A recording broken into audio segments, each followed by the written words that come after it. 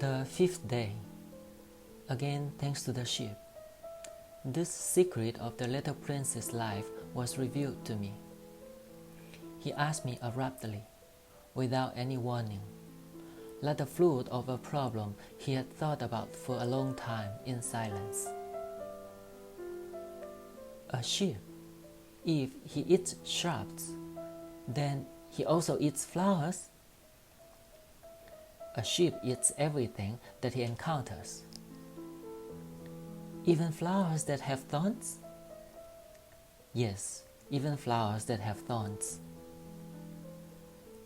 Well, then, what good are the thorns? I didn't know. I was very focused then on trying to unscrew a very tight bolt on my motor. I was extremely worried because the damage seemed to be very serious, and the drinking water that was being used up quickly was what made me most afraid. The thorns, what use are they? The little prince never gave up on a question once he had asked it. I was irritated by my boat and answered without thinking. The thorns don't serve any purpose. They are pure weakness on the part of the flowers. Oh. But after a little silence, he threw at me with a kind of resentfulness. I don't believe you. Flowers are weak. They are innocent. They reassure themselves as best they can. They think they are frightening with their horns. I didn't say anything. At that moment, I was telling myself, if this boat continued to resist, I will make it pop loose with the blow of the hammer. The little prince interrupted my thoughts again. And you believe that flowers? But no, I don't believe anything. I blurted out. I'm busy with serious things. He stared at me, shocked. Serious things? He looked at me, my hammer in hand and fingers black from the oily sludge, leaning on a thing that seemed very ugly to him. You talk like grown-ups. That made me feel ashamed. But without pity, he added, you confuse everything. You mix up everything. He was really very upset. He shook his golden hair in the wind. I know a planet where there is a ruddy-faced gentleman. He has never smelled a flower. He has never looked at the star.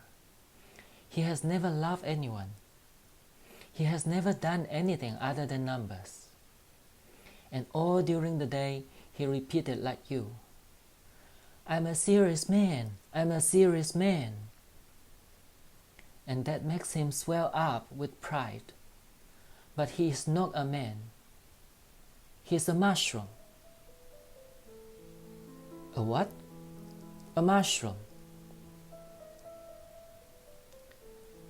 The little prince was now totally pale with anger. Flowers have been making thorns for millions of years. For millions of years, sheep have been eating flowers.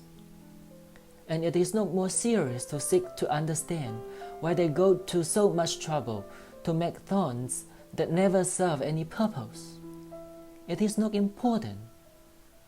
The war between the sheep and the flowers is not more serious and more important than the numbers of a fat, ruddy-faced gentleman and me.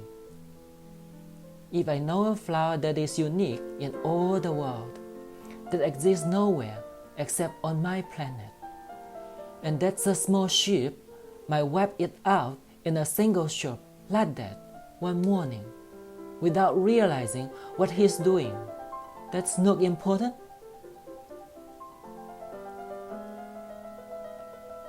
He read then continued.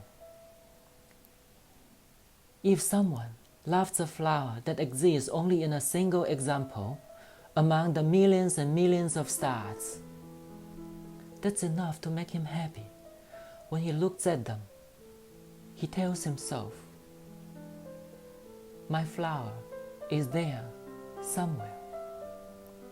But if the sheep eats the flower, it's for him as if, all at once, all the stars die, and this is not important. He couldn't say anything more. He suddenly burst into tears. Night had fallen. I left my tools. I didn't care about my hammer, my bow, the thirst, and death. There was on a star, a planet, mine, the earth, a little prince to console. I took him in my arms. I rocked him. I told him, the flower that you love isn't in any danger. I will draw a muzzle for your ship. I will draw you armor for your flower.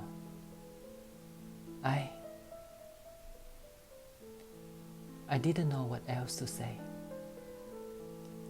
I felt very clumsy. I didn't know how to reach him, where to join him. It is so mysterious, the country of tears.